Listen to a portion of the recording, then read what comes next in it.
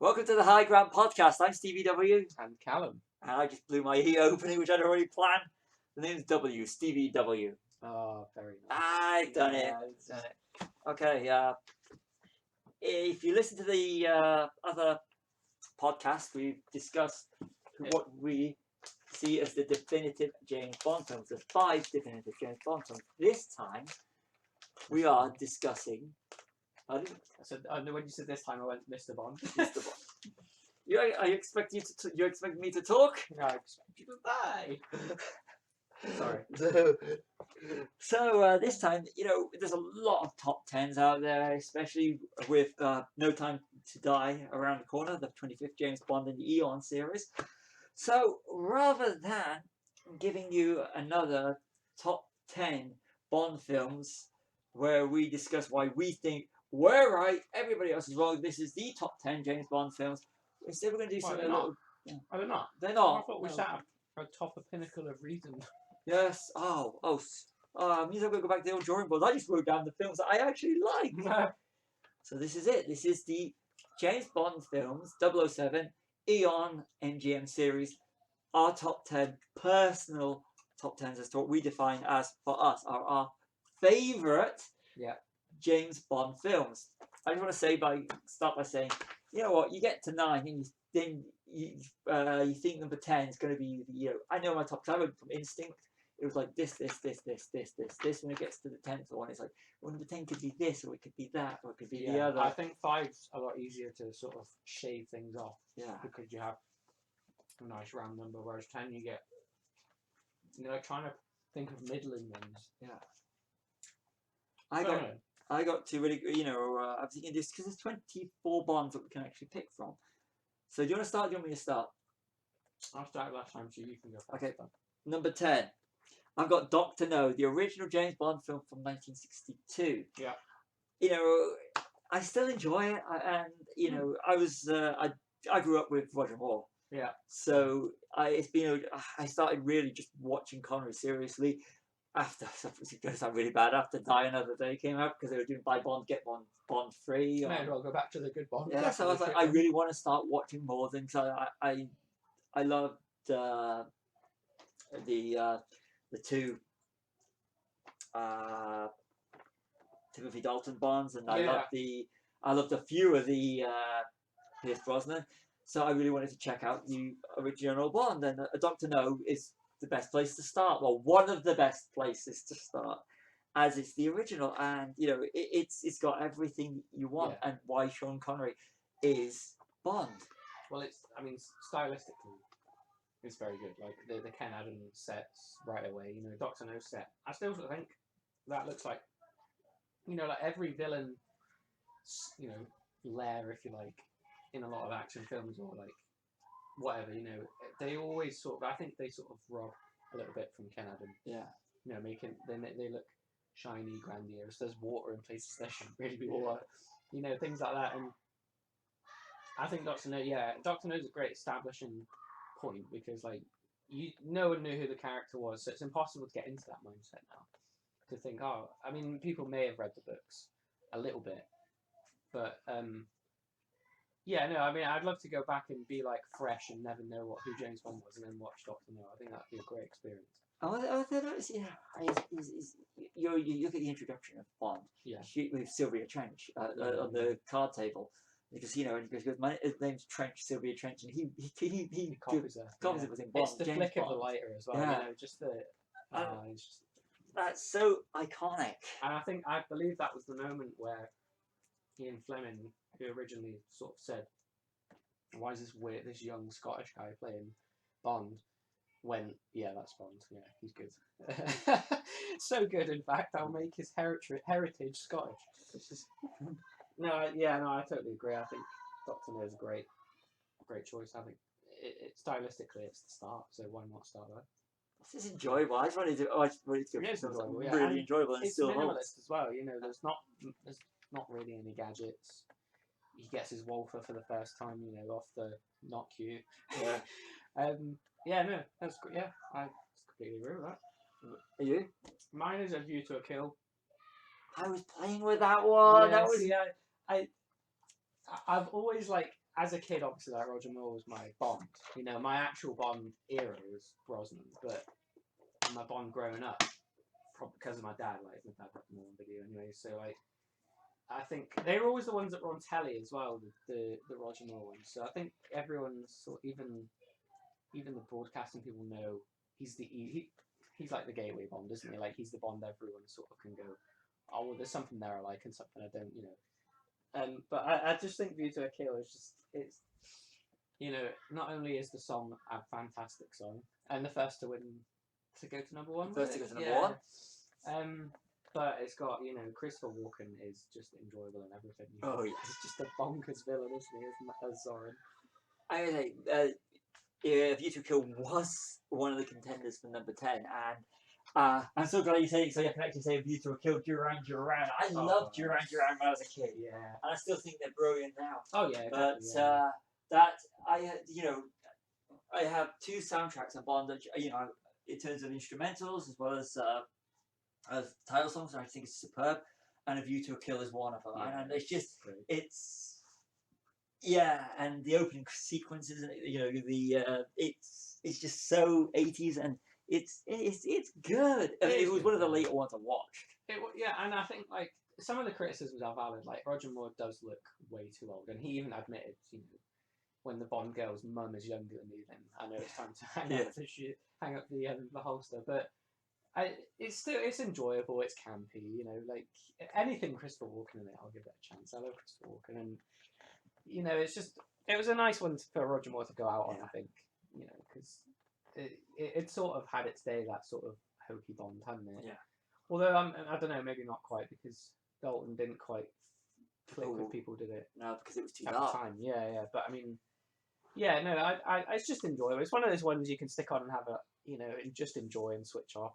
And I think it's okay for Bond to be like that as well. It doesn't always have to be serious and dark and this, you know. It can just be an adventure. And that's what this top 10 is about. It's ones that we actually enjoy. Yeah, not like what critics say you should enjoy. Fuck them. Exactly. which takes us to my number 9. Ooh. 1979's answer to Star Wars, Moonraker. You know, I hadn't watched it.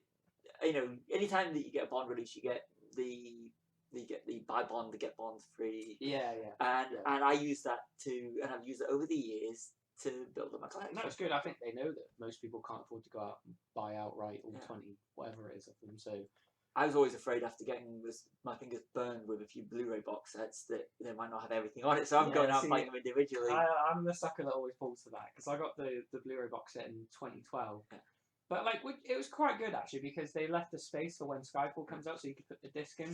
But then I was like, what about the other ones? Yeah. I'm always afraid it's not going to have the second disc like they did with Pirates of the Caribbean and Disney. They do that a lot, don't they? But Moonraker, answer to Star Wars with the lasers in space. You got the space shuttle, which was imminent, the real space shuttle, and you got Jaws. Yeah. His arc, fantastic. Oh, with Dolly. Yeah, and it's, you know, I know to go, you know, who was to start his own master race in space and everything. I think Drax is a great villain. Yeah. Michael Lonsdale was fantastic in that. And it is just a fun film. Okay, it's not Star Wars, but it's like space, so it was going to buy space. It's just out there, isn't it? Yeah. I even the last section where they have to track down the probes and destroy them, you know, when he switches to manual control, all I was thinking was, Bond, you've switched off your target. Yeah. What's wrong? Was it saying, isn't there a line about re-entry? Yeah, I think Bond's attempting re-entry. Yeah. I quite like that. It's for me, it's the real fun Roger Moore one. Yeah, no, it is good. Yeah, I over the years I used to hate Moonraker, and like as I sort of mellowed, I really do enjoy it. I think it's so much fun, because I mean, despite its namesake, it's not really set in space a lot. I think it's in the last third of the film, maybe not even the last third, like the last 20 minutes, 25 minutes. But it is fun. It's really fun. I mean, it's one of those ones that bears no resemblance to its original novel. You know, because Moonraker is just a rocket, a nuclear missile, and that it's nothing. There's nothing to do with the moon at all. But it does work, yeah. And everything after that was Star Wars, wasn't it? Like, Yes. so let's copy Star Wars. That worked, so let's do it. And how could Bond fail? Exactly. Your number 9? Oh, my number 9. Yeah, sorry. My number 9 is a really controversial one because I know everyone I've asked that's seen this film, that maybe isn't as into Bond as we are, but has watched them, hates it and will always hate it. And even my dad hates it, and he's like a really hardcore Bond film fan. License to Kill. I like it. Yeah, well, let me hear what you have to say first. Okay, and it's I'll not in my say top what I- 10, so I can say Okay, it's very, very dark.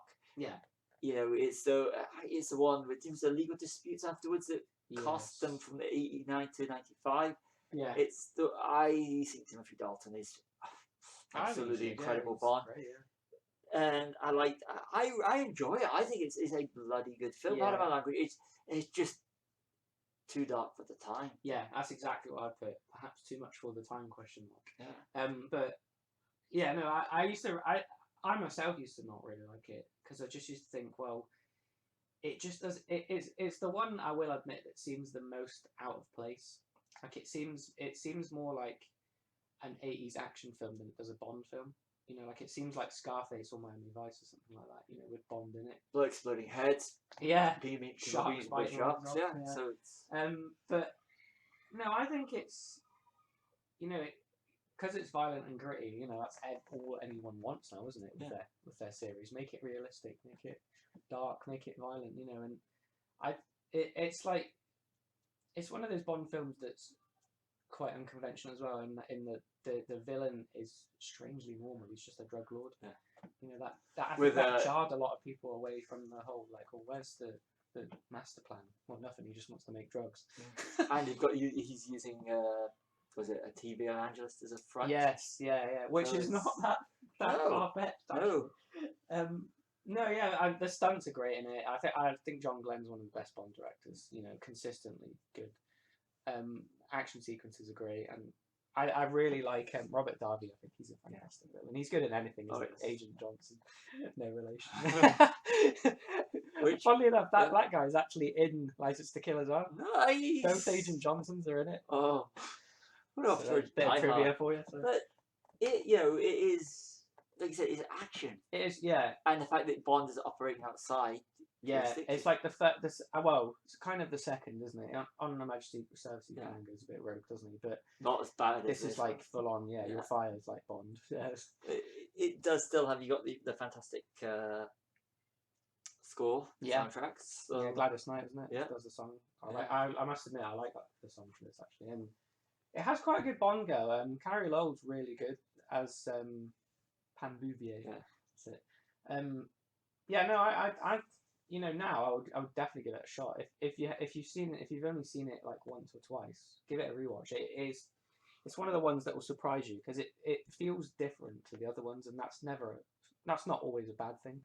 Because all the same, you get accused of throwing out the same thing over and over again. I do completely agree on everything you said. It is a bloody good film. I like Timothy Dalton. I think he's fantastic. I do, yeah. Okay, number 8, Goldfinger. Oh, quite low for that. Yeah, I like Goldfinger, but my problem with Goldfinger is I kind of overwatched it. It's one of those films I overwatched. So it kind of went down in my estimation because it's always on. Oh yeah, and as well, and it's so like sometimes you want to watch a James Bond film, you just want to watch bits of it.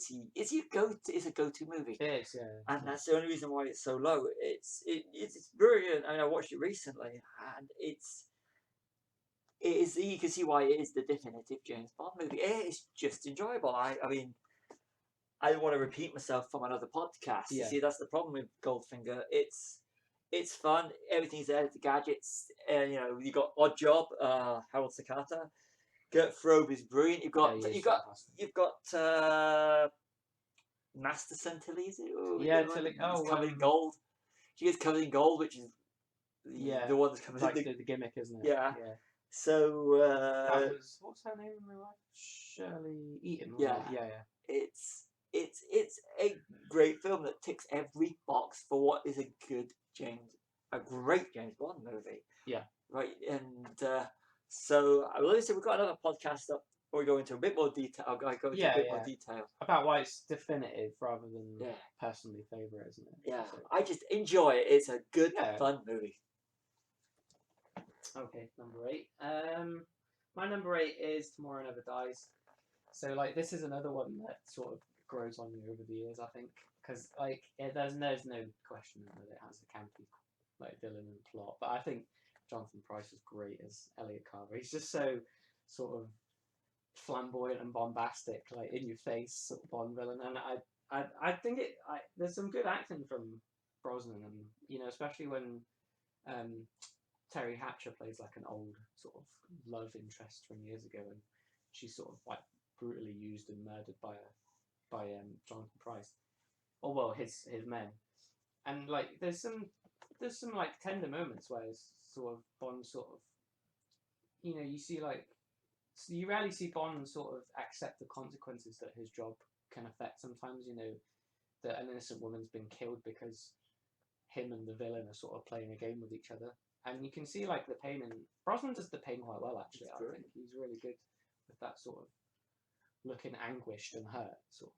And no, I just and Michelle Yeoh as well. She's a fantastic Bond girl. She's probably the only Bond girl I would say that doesn't need Bond. Yeah. It's just that if he's there helping her, it's kind of a bonus. Oh, Blackman's pretty good. Yeah. But I mean, like he kind of saves her at the end, doesn't he, in the plane and that. Whereas I think she kicks the shit out of everyone in that, doesn't she? I didn't know this, but I only read recently that because she obviously started on the Jackie Chan stunt team back in the late 70s and early 80s. That stunt team is one of the only stunt teams in martial arts that encourages full contact when they're doing their stunts. So she would be hitting people. Yeah. And they had to actually bring in Jackie Chan's stunt team to work with her because they're the only ones that are used to that. Nice. And I just thought that's so cool. Like your Bond girl is beating the shit out of the stuntman. Your Bond girl can actually take more hits than your heroes. Yeah. I mean, I can't imagine Pierce Brosnan I can imagine him maybe winning a fight in a bar or something, but you wouldn't want to get your actor when you got a set that's insured to actually come over. Yeah, no, definitely not. No. I said was good. That was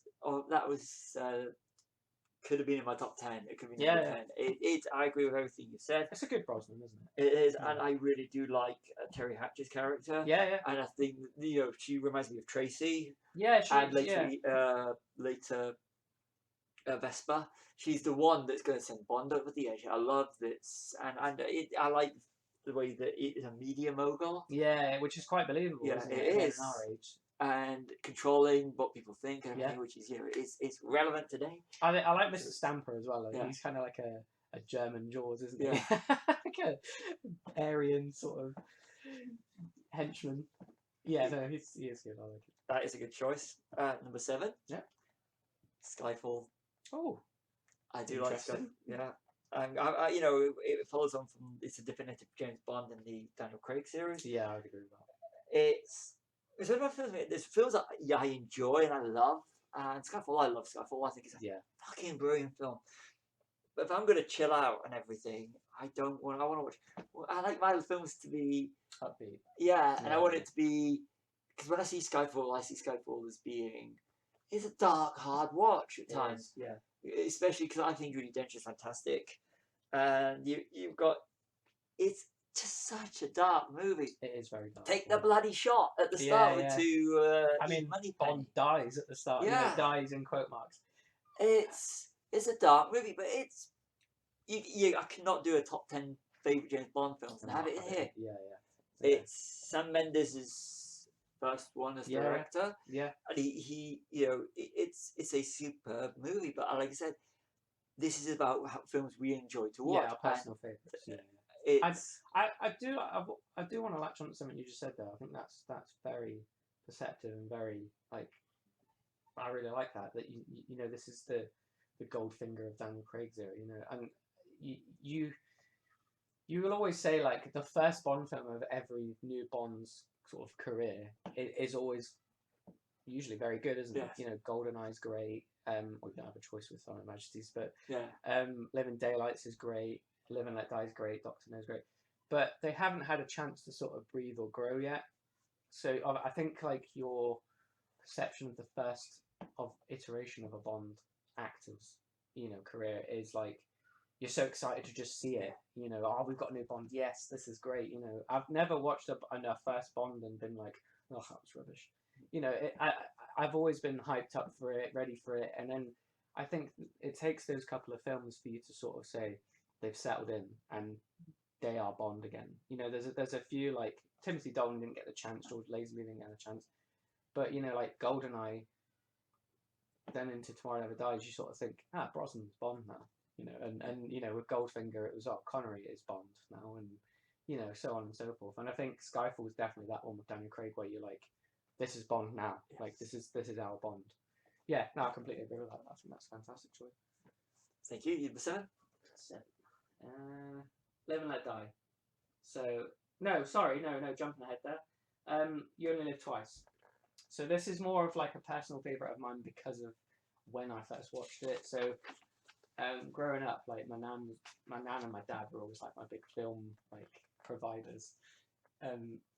You know, like when you're a kid as well, and you get your 18 certificates. Yeah. Yeah, well, that was my nan and my dad. So like she would obviously have seen them when they first came out because she loved Sean Connery and being a fellow Scot.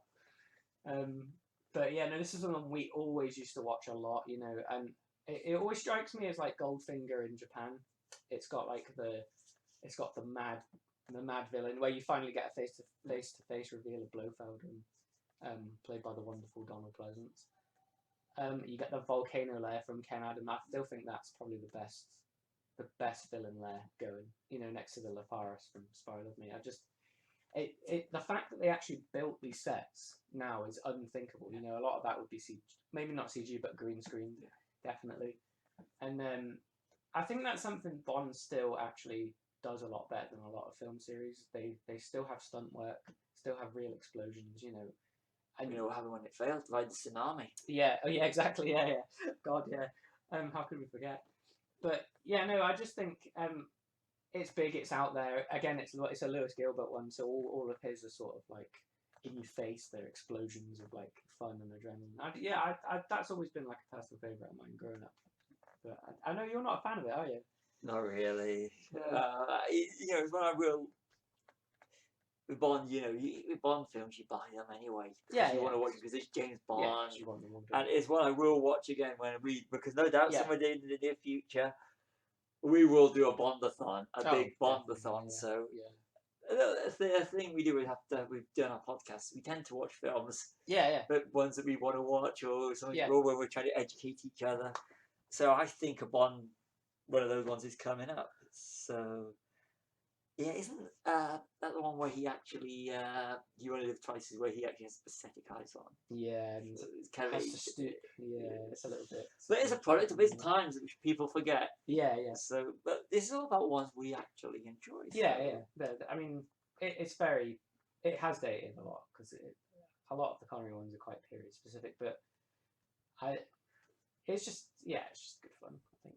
You said about Eero. You want the one that really dates it. Listening to was it? The Beatles without him. Yeah, I know. So that's no matter where I place that film, that's always gonna come up and bite me on the ass. So number 6. Yes. Okay, I'm going for the one. My first memory of James Bond. I was young, so this is the one that I actually remember as being the gateway Bond. Oh, okay, the one that got you into the Bond. The one that the fun Bond. It's also the Bond. It's also my Bond. Oh, I know which one. From the year of birth, because that is 1974's. I'm aging myself now. The Man with the Golden Gun. Yeah, I think that's a great one. I must admit.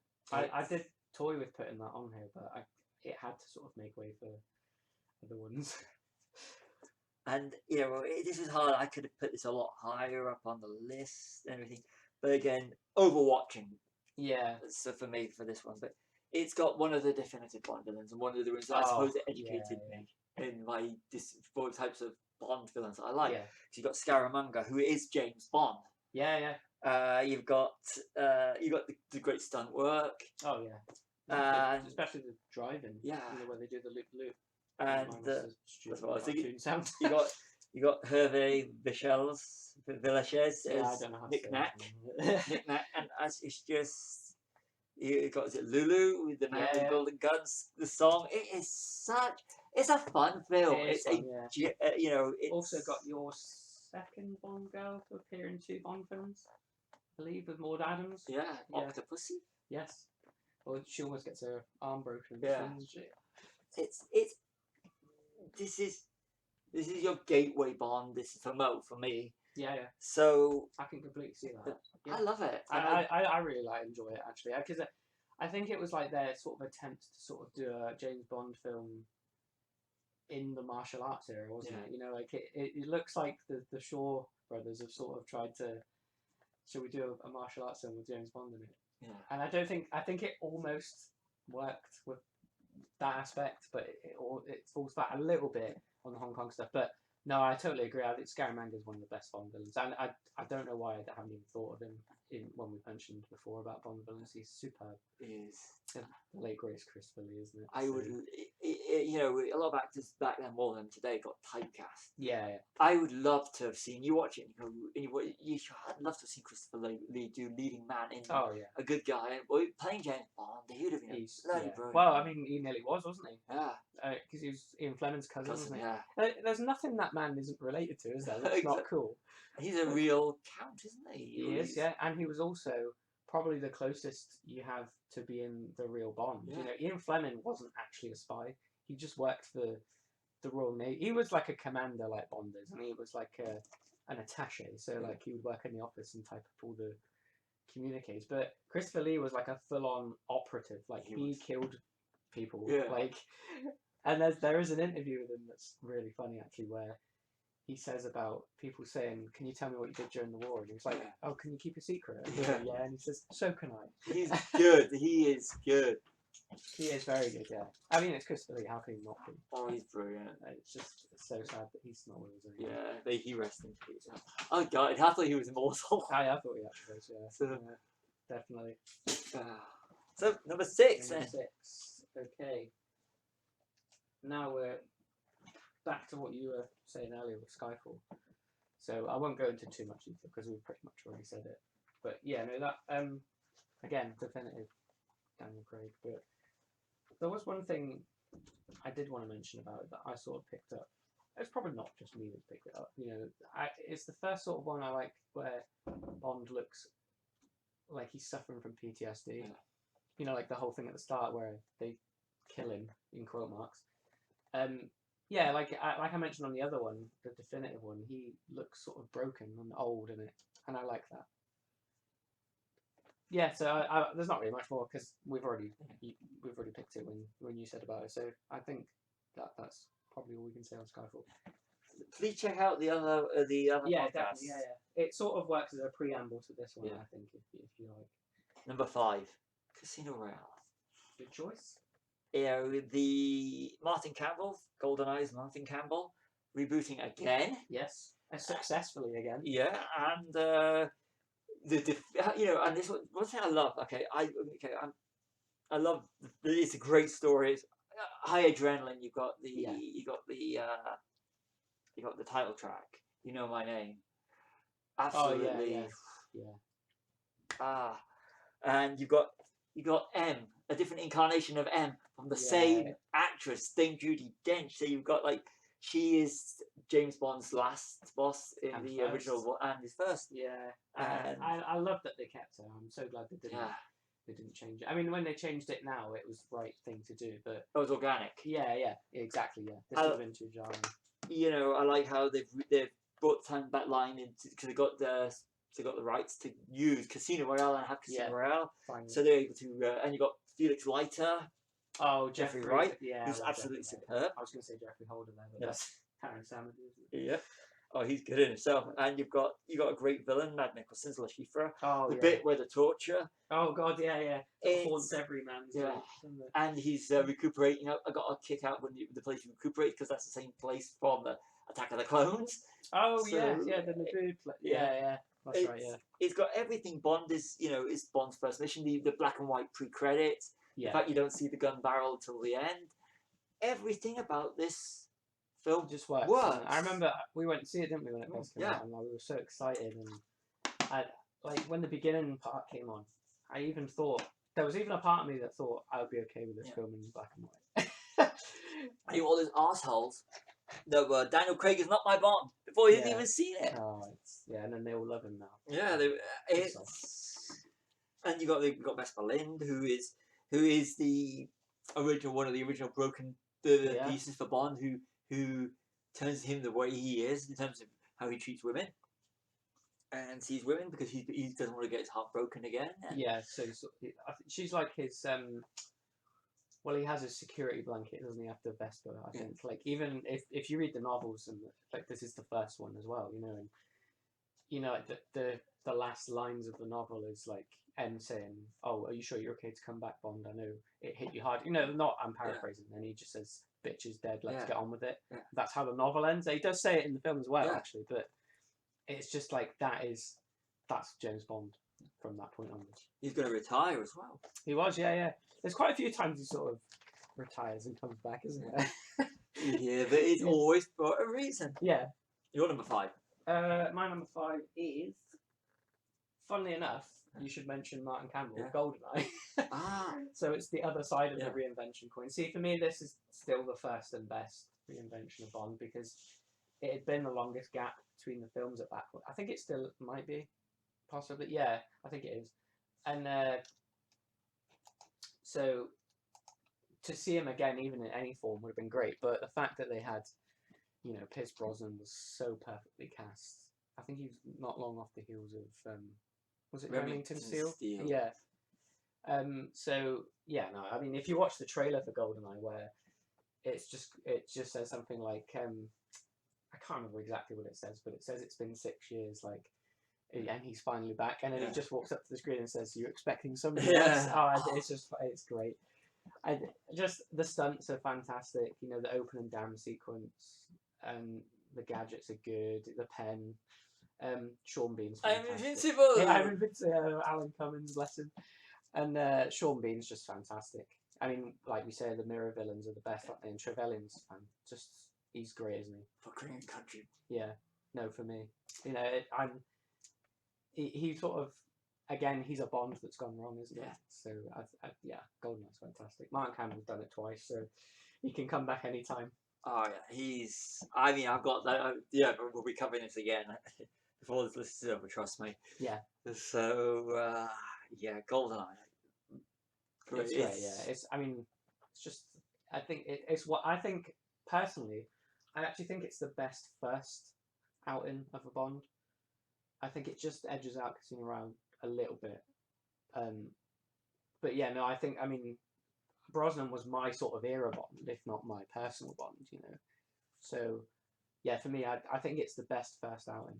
You know, it's like really, really bad. You know, the first time I watched it, I didn't. Yeah, you didn't like it, did you? Yeah, no. Didn't enjoy no, but that's part of the whole thing with Bond. There's ones that I didn't like. I never used to like The Living Daylights, but I sort of rewatched it a bit more as I got older, and then you got me even more onto it, like, because of the era it was, and I love it now. I can ask you, you're reading my notes?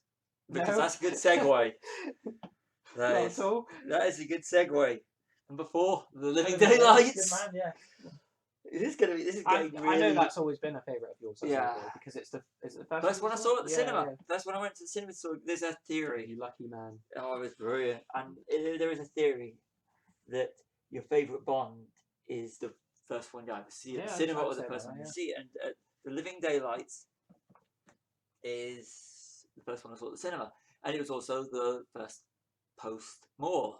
Yes. And it's just fun. It is good. It is a fun film, and it's got one of my favourite lines. And this is where, if I was thinking, you know, if you want to try and do the British accent, you just whoever it was, he must have scared the living daylights. Yeah, it is good. The sniper always walk.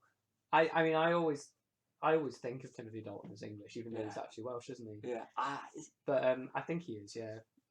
But yeah, no, I totally agree. And the song's great as well. Oh, it's brilliant. I mean, I don't really listen to Aha, but that sort of made me buy their greatest hits, just to say, like, I have some of the music from a band that's been on Bond before. Yeah, Aha, good. It's great. And the Pretenders are in it as well. Yeah, Pretenders. Yeah. Where has everybody gone? And they're going to do another one as well. Yeah, if there was a man. Yeah. Yeah. Yeah. No, this has got one of the best sub villains as well. Yeah. With he's the guy from Die Hard, isn't he? The one with blonde the milk Yeah. bottles. the same You one. see, that's dated now, isn't it? Milk Yeah, bottles. milk bottles. Yeah, what people will be going? What are they? And the Walkman with cassettes. The Walkman Garot. Yeah. Yeah. Actually, that fight he has with that MI6 agent Yeah. in the kitchen, that's a really good fight. It That is. guy's pretty good actually for like an extra. Yeah. Like, I mean, he must have been a stuntman, obviously. So he's a dancer. Oh, was he? I mean, the guy that he fights. Yeah. You know, the guy in the Yeah. in the kitchen. I'm pretty sure it's the guy that plays what's the the guy who's pretending to be in Diamonds Are Forever, the diamond smuggler that he fights in the lift. Yeah. He's a stuntman that's worked on it quite a lot. I'm sure it's him. I'll have to check it out. Something Peter. What's his name again? Peter something that he pretends to be in Diamonds Are Forever.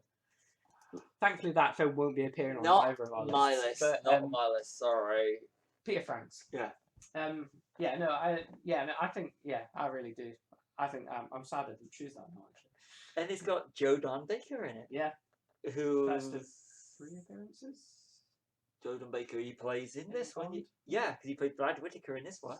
And then Jack Wade, isn't he? In the operative in a GoldenEye. He was kind of like the Felix Leiter replacement, wasn't he? Yeah. Like that's Felix Leiter light, Yeah. if you like. Yeah, it was good. And then you've got Living Daylights. Because about to get ahead. It's enjoyable. It's fun. Very And good. That's what it's all about. It isn't is. Yeah. Number 4. Number 4 is From Russia with Love. Have I gone ahead here? Hang on. Sorry, Live and Let Die. Like we said before, again, we've mentioned this one a bit. So, Live and Let Die, for me, was like the sort of. It's like the first one. Again, it's a first outing, so like you're sort of more excited than you probably normally are with the next ones. But yeah, no, I think it's a great first effort for Roger Moore. And like I said it. I think I said it in the last one, or it might have been this one actually. Did you pick it earlier? No. No. Definitive I Bond the- podcast. Yeah, I like the whole blaxploitation thing. Yeah. You know, I like the fact that Bond sometimes does follow trends. It doesn't always work, but it's nice to see like a genre that's doing quite well in like the underground become the forefront of a Bond thing. It was good to see like like some black actors getting like their time. Jeffrey Holder is brilliant as Baron Samedi. And Yaphet Kotto from Alien. Alien. Sorry. Yeah, it is a good film. I like so we've already had this argument. The title song. Yeah. Paul McCartney and Wings or versus Guns N' Roses. I'm afraid. Sorry. Like I said, I like Guns N' Roses and I also like Paul McCartney. So yeah. It's a really good film, and opening with the funeral. Yes, yeah. It's yeah. Number 3. We're in the top 3 now. There we go. GoldenEye. Oh, We're just talking about GoldenEye. You Yeah. see, There's a lot of gold in Bond, isn't there? Oh yeah. It's okay. Pierce Brosnan, Sean Bean's Alex Rebellion, which is to me he's the natural progression from Scaramanga. You've got my favourite Bond girl. She's a henchman, really. Frankie Jensen's, Frankie Jensen's Xenia on your top. You get the thrust of it.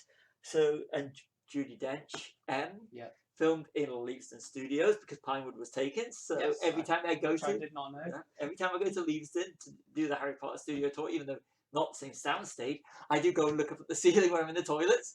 Can I come down? Forgot to knock. Yeah, it is brilliant from the opening to the end. Yeah, it's a superb.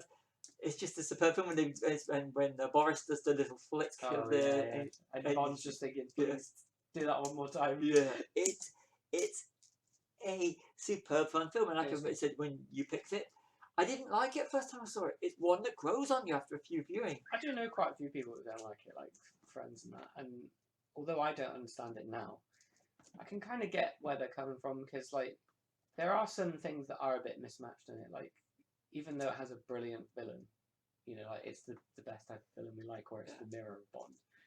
He has a maniac world domination plan rather than a revenge plan, and like it sort of ties into it's just robbery, isn't it? Technically, so it's like Die Hard basically with a satellite. But and I think some of the music isn't that great. No. The Eric Serra stuff, and it's better. But David Arnold did a much better job, I think, in the later ones. No, but apart from that, I mean, it's the best first-person shooter ever came out of it as well. Yeah, I've never played games, but I've heard it. Yes. So yeah, no. Okay, you're not okay. Number 3. Number 3 is actually from Russia Love. I do apologise. I said it earlier, didn't I? Yeah. I think that's the one where like the first mirror villain appears with Red Grant, who we've said before, singly that he's just so chilling, isn't he? And that train fight is so good. Like, considering the time that was made in, I have no idea how that wasn't cut for the violence, because it's so brutal, isn't it? Like, and again, there's not many gadgets, just the folding rifle and the attaché case. I think it's weird as well, because you take Goldfinger as the definitive one that sets up all the cliches, if you like, now, whereas it was the trends back then, and it's really all here, isn't it? Your first appearance of Q, first gadgets, the Bond girl that's kind of there's a good looking Bond girl and there's a bad female villain, and sort of the setting up of Blofeld as well. So this one sort of is unfairly left out as being the one between the first one and the definitive one. I think it's just as definitive. You pointed out. I'm going to bleed this right now into my number 2. Okay, so Okay, yeah. Because my number 2, your number 3, From Russia with Love. Yeah. So, but you said about now that I've got that bit out of the way, Lottie Lenius, Rosa Calabria. Oh God. She is absolutely superb, and she is a strong female. She may not be a role model, but she's a strong woman. Yeah. So women weren't just disposable objects. She's kind of gay as well, I think, isn't she? Yes. I don't know where that comes from, because I think she is in the novel, but she's not very. She's sort of like cardboard cutout. I suppose you could say that that's probably how they. I don't want to go into territories. Yeah, but maybe it's just. All the Bond villains have weird attributes, don't they? I think. Even Fleming Delivery tried to make them seem sort of monstrous for the time. Like, obviously that's not monstrous now, but in the 50s and 60s, they've all got deformities, and for some reason he likes torture as well. Yeah. I don't know what that comes from. But it's wasn't it with Pedro Almendar's last film? He passed away during production, so he had to push everything forward. And his son was in was in License to Kill. License to Kill. Pedro Almendar's Jr. But certainly, I like Karen Bay actually. I think he's quite a good sort of. He's basically like M, but in Turkey, isn't he? But he's way more laid back than M. He's just like, enjoy the smoking and the women and the drink. It's Robert Shaw. Robert Shaw does it for me. The whole. He's so chilling, isn't he? I like to think that's what Quint did before he became a fisherman. Oh yes. He's good. Oh, and Jaws, another one of our favourites. Oh yeah. It's the second Bond movie, and I just love it. It's when I started building my Blu-ray collection. That was one of the first Blu-rays I bought. So Russia Love. I love it so much.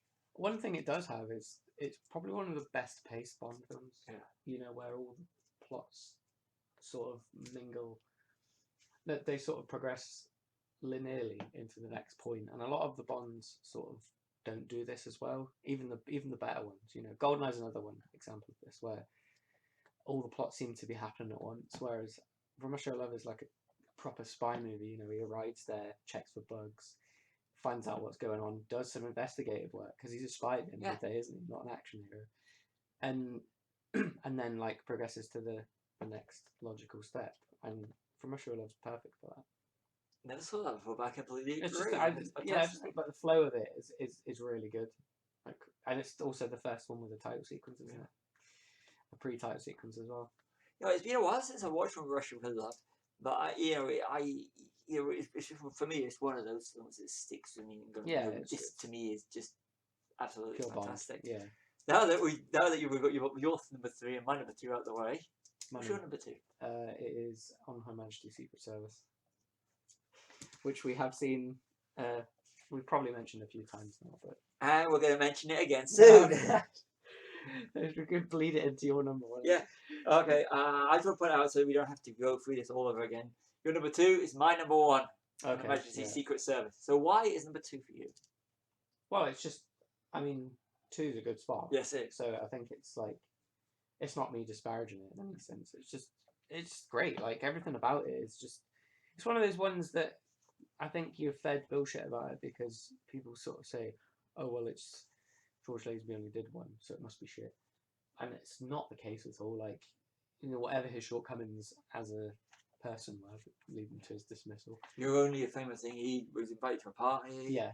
They had on set because they wanted to get the morale up. Cubby Broccoli did it, and they posted it all over the wall. And he wanted to be invited personally because he was the star. And I think Cubby or his wife said, "You're only a star when I say you're when they the audience say you're a star." Yeah, no, but I mean, he's still a fantastic Bond.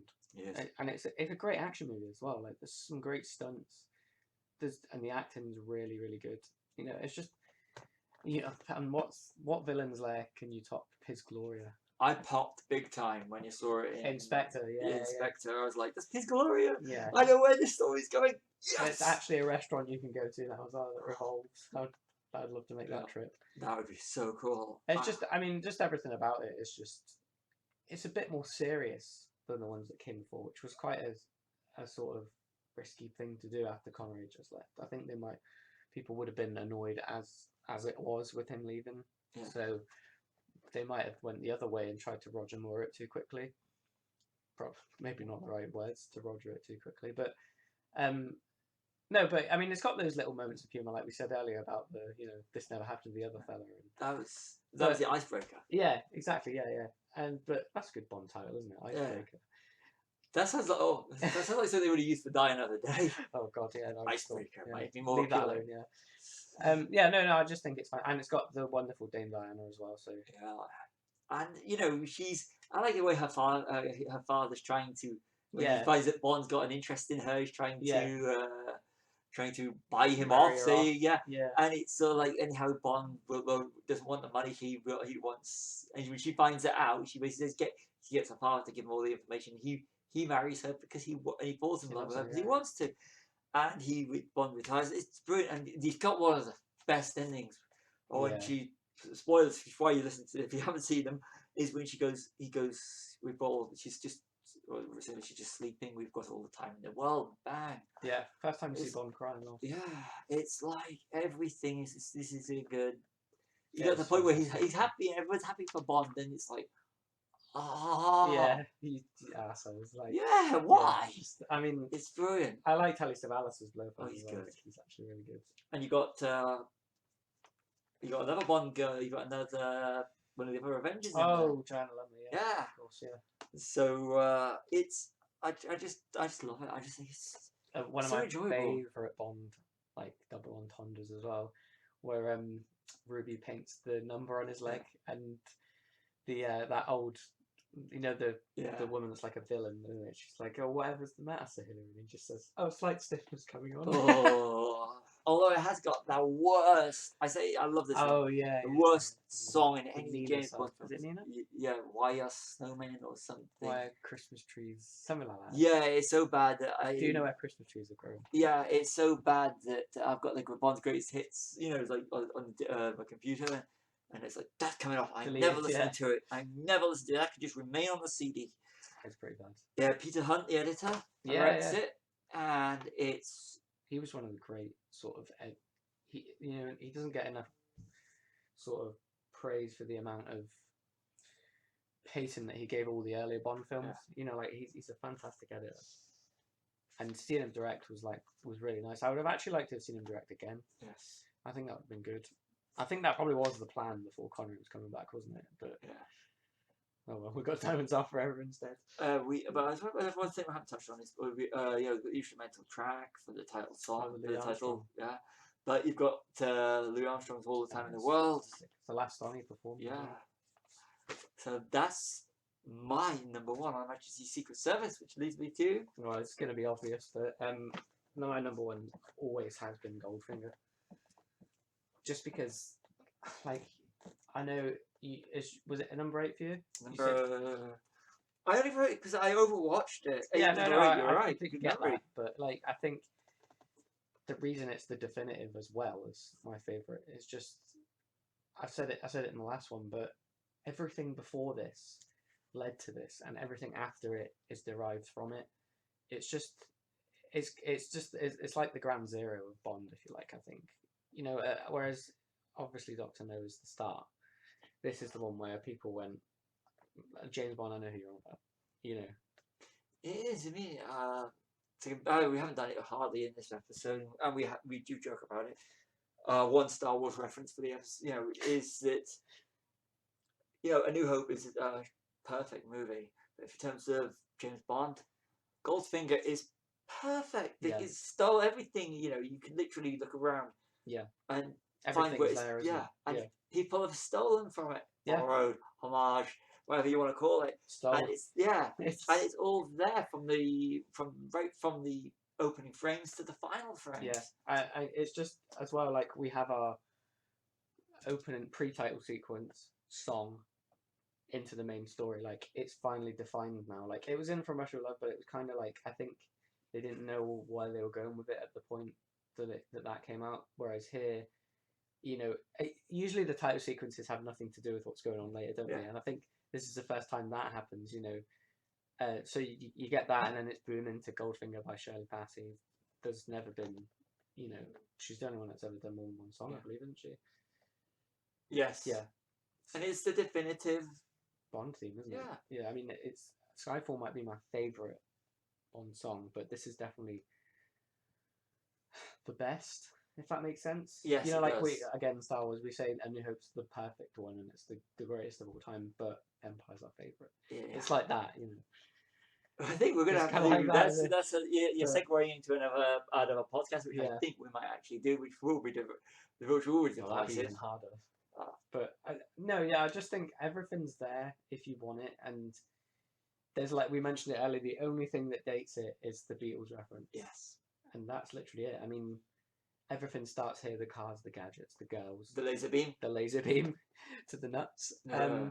And the sort of sub henchman we were saying. So our jobs are perfect. Like he's sort of like, I think Goldfinger's not going to be like especially good at fighting. He's more of like a deceptive mind, isn't he? Whereas Odd Job's the guy you don't want to fight, and they do it early on with the hat. And the pussy girl. Yeah. She's the definitive Bond girl as well, isn't she? Really. I mean, you got Ursula Andress, but Honor Blackman is the one, especially the one, for the name. Yeah. Is I mean, I don't know how that got away with it. I still don't know how now it's still acceptable. But it just. Xenia on a top. Yeah, that's more sort of like you would have to do a bit of digging if you were younger to get that. Whereas Pussy Galore, like it just sounds like a dirty website. And they somehow got away with it. I don't know, but I think that's testament as well to how good the power of Goldfinger is. Like that, it's so good and so definitive and so like it's just the Bond film in quote marks. I think it's like the one where they started saying Sean Connery is James Bond. Like in capital letters. Yeah, so I don't know. Might have been a boring number one because I picked it as my last one, but no, it's our. See, this is the thing. This is our individual opinion. This is not based upon, sitting there and saying, well, we did it with our definitive 5 individually. But the thing is, it's all opinion, and that's what entertainment is. Yeah. Just because your 10 is different to my 10 doesn't mean either of us are any more valid, and any the listeners you'll have no doubt have different ones to us. So it's all about opinions, and that's the thing. If we were all the same, we'd all be sitting in cinemas watching superhero movies right now, or when the cinemas are back open. But you need to have different opinions, because otherwise it'd be boring. It would be. Of course, I mean. So, what? I hope you've all enjoyed listening to something a little bit different. Yeah. Send your favourite ones in. And we'll say how wrong they are. Yeah. No, we are not basement dwellers. Just want to point this out now. We do not live in basements or keyboard warriors that slate things that are different. Or start hashtag movements. Yeah. Although Daniel Craig was a blonde. Yeah, and it was what was it? Not mybond.com. Yeah, that was it. Yeah. I remember that it was no, it was either not my funny. Bond or not my JamesBond.com. And that was Bond is not blonde.com. Yeah. That was that as well. How dare he? You know, when he was the press conference, why he was does wearing it? a street safety jacket when he was going across the camp. Yeah, Bond wouldn't do that. Yeah. It's a king actor. He's not real. Yeah. And why does his hair color matter? Yeah. No. Go on, because Bond. The only change I would take umbrage with, and it's not, I'm not sexist in any way, shape, or form, but I couldn't adapt to Bond being a woman. I just don't think the character is supposed to be. I don't think I couldn't adapt to seeing a Bond man and not Bond instead of a Bond girl. It'd be Jenny Bond or something like that. But it's not a Time Lord because you can get away with it with Time Lords because Time Lords can do it. But and Timothy Dalton was a Time Lord, wasn't he? Well, he's good as a Time Lord. He is. I don't subscribe to any of these fan theories. Like, it's nice that the fans can sit back and sort of say, "Whoa, this might happen, or this could be cool." But there's one fan theory I always really liked, and it's that Judi Dench's M used to all the female M's used to be Moneypennies, and I quite like that, because M is Moneypenny as well, isn't it? Ah. And I quite like the fact that she could have been a Moneypenny back in the Connery era. And she's been promoted now. So does that mean we're going to get Naomi Harris as being... She might be M one day. I'd like to see that. That'd be good, she's Tia Dalma in Pirates of the Caribbean. So, yeah, I like her. I think, I think with Skyfall, the casting is superb. Yeah. We're going off track now. But hey, you're still listening and you obviously like Bond enough to still listen. So, yeah. Go back and watch all of them in one go. Yeah. Screw it. I'm just hoping that when, I know, if you listen to it probably afterwards, they'll have known, but when No Time to Die comes out, I hope they relaunch the Buy Bond, Get Bond free. Because I really want to finish the collection. I think we'll probably do like an special review for that, won't we? Yeah, definitely. Not like we're going to be sitting in the cinema to see it or anything. No, not that we already... We were literally, I just want to point out, we were supposed to have it out in April, May. And we were all scheduled to. We were circling the websites waiting for it to go on so we could book the tickets. COVID happened. Yeah, literally. I know I had tickets for the day of release, and literally I had it one day, cancelled the second. They were, but we were wanting to do a special screening, so we were planning to get these tickets on sale. We'll figure out when we're going to go see it. So, I'm looking forward to doing that one. Maybe popping in a commentary to a random James Bond film. Well, all of them at some point. That would be good. If you're interested in our commentary tracks, we've already some 3 now, haven't we? Yes, and they're all really good. If you like this, you'll love those. Yeah. So just more of us. Yeah. Giving our 2 pence on everything. Yeah. So thank you for listening. I'm Stevie W. I'm Callum.